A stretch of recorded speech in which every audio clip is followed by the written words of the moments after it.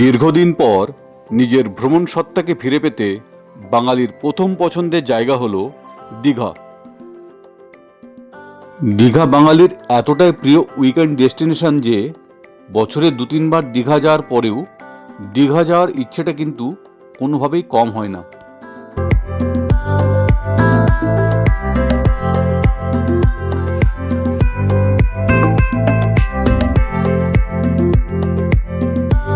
শীত, গ্রীষ্ম, বর্ষা বছরের যে কোনো সময়ই ইচ্ছে করলে ঘুরে আসা যায় সুন্দরী দীঘায়। এখন আবার দীঘার নতুন আকর্ষণ নতুনভাবে গড়ে ওঠা জগন্নাথ মন্দির। এর সঙ্গে যদি থাকে আবার ভরপেট খাওয়া দাওয়া, তাহলে তো কথাই নেই।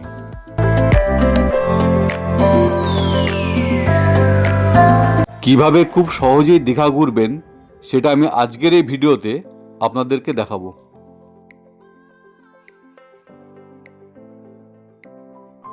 দীঘা আসার সবচেয়ে ভালো উপায় হলো বাস। তার কারণ ট্রেনের টিকিট আপনি সবসময় নাও পেতে পারেন। ধর্মতলা থেকে সরকারি এবং বেসরকারি প্রচুর বাস রয়েছে দীঘা আসার। সময় লাগবে 4.5 ঘন্টা থেকে 5 ঘন্টা মতো। রাতেও বেশ কিছু স্লিপার এসি কোচ বাস রয়েছে, যেগুলো আপনাকে খুব সকালেই দীঘায় পৌঁছে দেবে।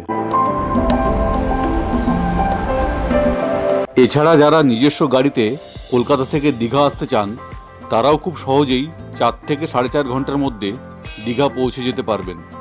কলকাতা থেকে দীঘার দূরত্ব প্রায় 180 কিলোমিটার। এছাড়া হাওড়া থেকে দীঘা আসার যে ট্রেনগুলি রয়েছে, তার মধ্যে প্রত্যেক দিন সকাল 6:45 নাগাদ তাম্রলিপ্ত এক্সপ্রেসে চেপে সকাল 10:05 দীঘা পৌঁছে যাওয়া যাবে।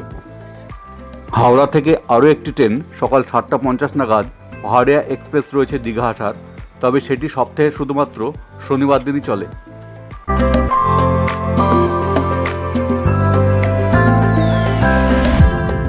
দীঘা এসে আপনার প্রথম কাজ হবে নিজের বাজেট অনুযায়ী হোটেল ঠিক করা। নিউ দীঘা হোক বা ওল্ড দীঘা, এখানে থাকার প্রচুর হোটেল রয়েছে। থাকার জায়গা হিসেবে আমি বেছে নিয়েছিলাম নিউ দীঘার ভরপেট রিসর্টকে। এই রিসর্টে আমাদের ভাড়া নিয়েছিল একটি কটেজ হিসাবে 4,200 টাকা। আর একটা কথা, এখানে হোটেলের কিন্তু কোনো ফিক্সড রেট বলে কিছু নেই। চাহিদা অনুযায়ী রেট ওঠানামা করে, তাই একটু দরদাম করে নেবেন। Good morning, travel with Anup চ্যানেলে আপনাদের স্বাগত। আরও একটি নতুন ভিডিও নিয়ে আপনাদের সামনে উপস্থিত হয়েছি।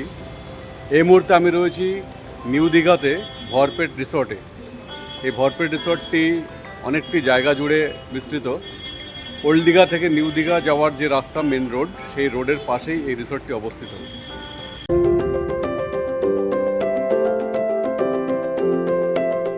আমার ঠিক পেছনেই রয়েছে এই রিসর্টের সুইমিং পুল। আর বিভিন্ন কটেজগুলো দেখা যাচ্ছে, বিভিন্ন নামে কটেজগুলো রয়েছে।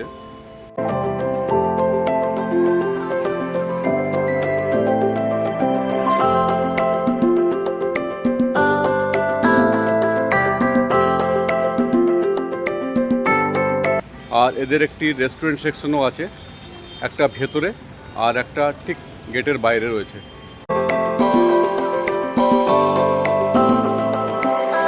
এই রিসর্টটির মূল বৈশিষ্ট্য হচ্ছে এখানে অনেকগুলো কটেজ আছে। এই কটেজগুলো এক একটি কটেজে এক একটি নাম রয়েছে। আর পরিবেশটা এতই সুন্দর, এত মনোরম, গাছগাছালিতে ভর্তি, চারপাশে প্রচুর গাছের সমারোহ।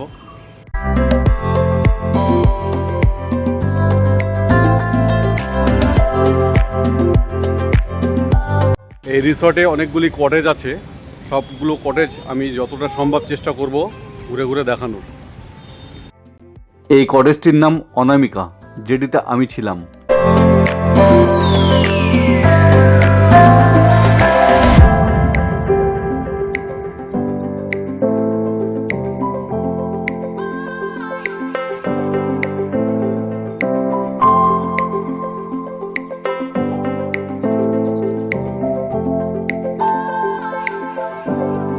সামনে যে কটেজটি দেখা যাচ্ছে সেটির নাম অমৃত।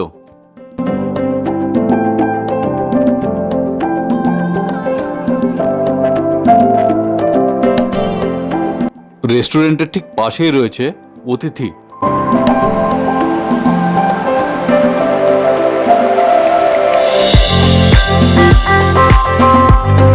আর পেছনে যে কটেজগুলো দেখা যাচ্ছে, এই কটেজগুলোয় প্রত্যেকটা কটেজে দুটো করে রুম রয়েছে।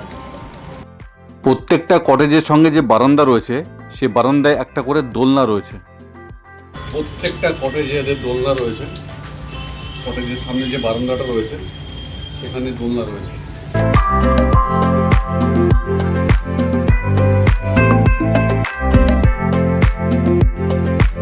এই কটেজটির নাম দেওয়া হয়েছে অপরূপা। রিসর্টের নিজস্ব আম গাছে যে প্রচুর আম ধরেছে, সেটি আমার নজর এড়ায়নি। রেস্টুরেন্টের পাশ দিয়ে গিয়ে এখানে রয়েছে অরণি।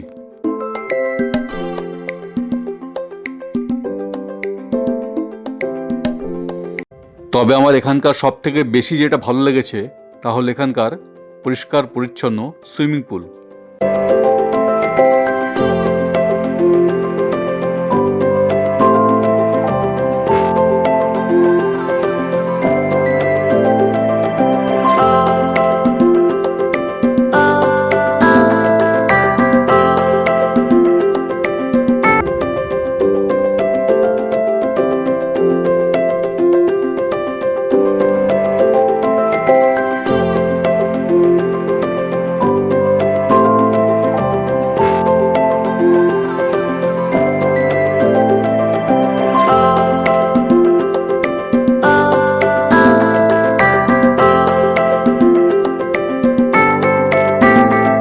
আর রিসেপশনের ঠিক সামনের দিকে রয়েছে অরিত্রা।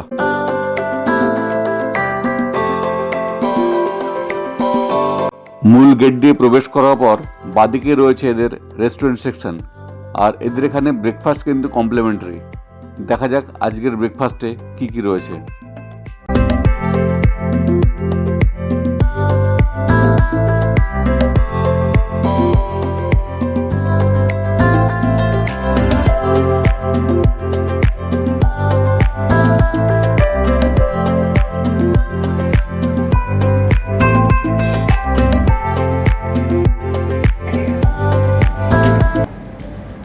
ব্রেকফাস্টে কি কি আছে?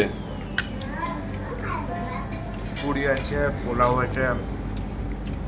ডিম সেদ্ধ। কেমন টেস্ট? ভালো।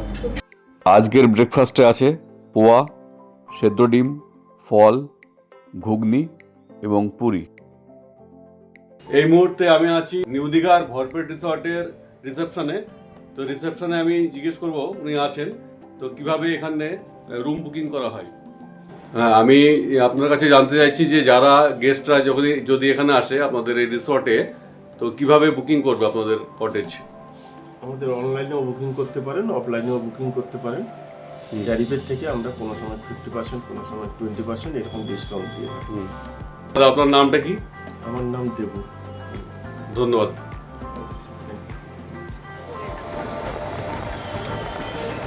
ব্রেকফাস্ট সেরে চলে এলাম দীঘার এই সময়ের অন্যতম আকর্ষণ জগন্নাথ মন্দিরে। দীঘার জগন্নাথ মন্দির নিয়ে সম্পূর্ণ একটি ভিডিও ঠিক এর আগের পর্বে পাবলিশ করা আছে। যারা সেই ভিডিওটি দেখতে চান তাদের জন্য আজকের এই ভিডিওর ডেসক্রিপশন বক্সে দেওয়া লিঙ্ক থেকে ভিডিওটি দেখার অনুরোধ রইল।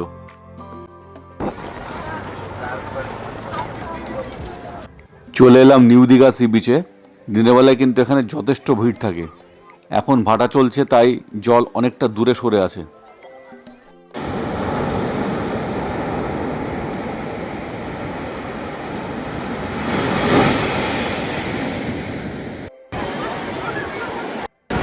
নিউ দীঘা সমুদ্র সৈকতে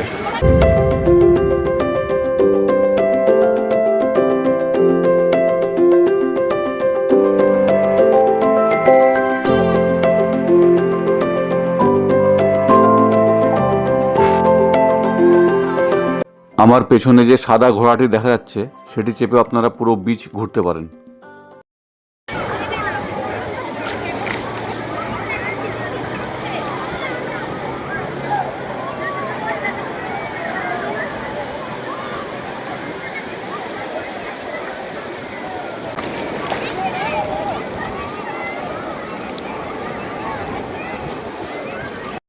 নিউ দীঘার সি বিচের পাশেই মিত্রা ক্যাফেতে আপনারা লাঞ্চ সেরে নিতেই পারেন। এখানকার খাবারের মান যথেষ্টই ভালো। আমি দুপুরে লাঞ্চ সেরেছিলাম ভরপেট রিসর্টের বাইরে ভরপেট রেস্টুরেন্টে।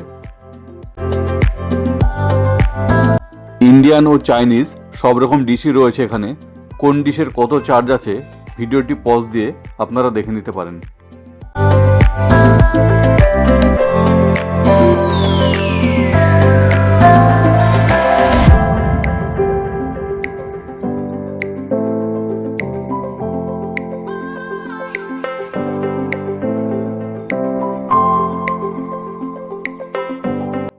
লাঞ্চে আমি নিয়েছিলাম থালি, যার দাম 180 টাকা।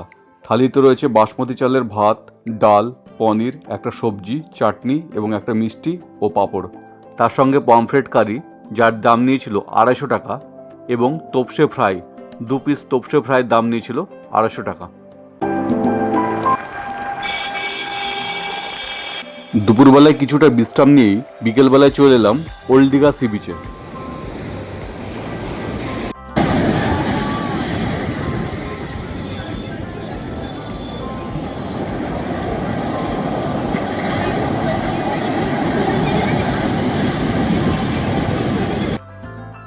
ওল্ড দীঘাতে সম্পূর্ণ নতুন একটি বিচ তৈরি হয়েছে।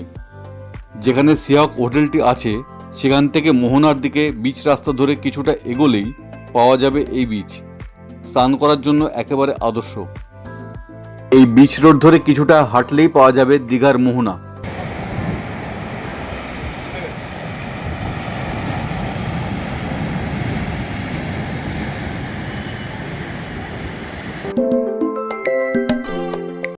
ওল্ড দীঘার সমুদ্র সৈকত কিন্তু নিউ দীঘার থেকে বেশি জমজমাট থাকে। নিউ দীঘায় যেমন সকালটায় বেশ ভিড় থাকে, তেমনি ওল্ড দীঘা কিন্তু সন্ধ্যাবেলায় যথেষ্ট ভিড় থাকে। বিভিন্ন জায়গা আলো দিয়ে সাজানো, খাওয়া দাওয়া, বিভিন্ন রকমের রাইড এখানে আছে।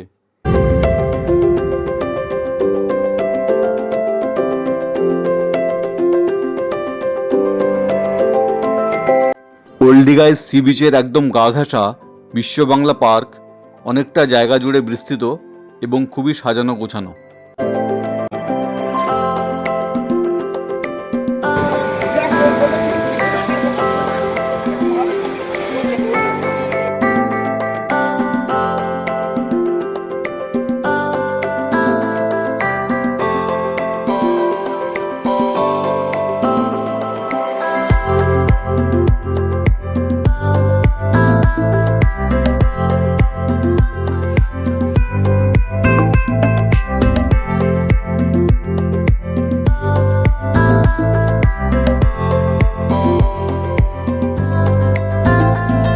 সন্ধ্যাবেলায় ওল্ড দীঘার এই বিশ্ব বাংলা পার্ক মায়াবী আলোয় হয়ে ওঠে মোহময়ী।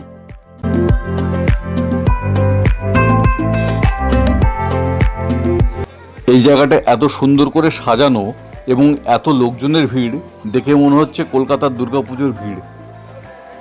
সমুদ্রের ধারেই রয়েছে প্রচুর খাবারের দোকান। সমুদ্রের জলে পা ভিজিয়েই আপনারা এখানকার খাবার এনজয় করতে পারবেন। আছে মুখরোচক নানা সামুদ্রিক মাছ ভাজার দোকান, আছে চিকেনের নানা রেসিপি, আর অবশ্যই ঘুরে নেবেন ওল্ড দীঘার বিচ মার্কেট।